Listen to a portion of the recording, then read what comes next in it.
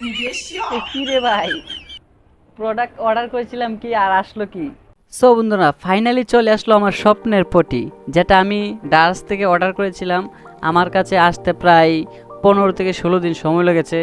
আর এই প্রোডাক্টটা আসছে হচ্ছে গিয়ে চায়না থেকে, এজন্যই আসতে সময় লেগেছে। তো আজ আমি সেটাই আনবক্সিং করে দেখাবো আপনাদের মাঝে।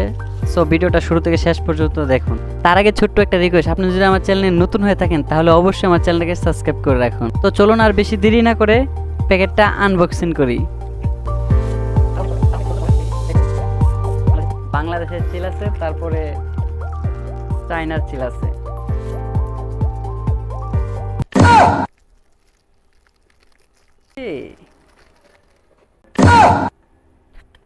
এ কি রে ভাই, প্রোডাক্ট অর্ডার করেছিলাম কি আর আসলো কি?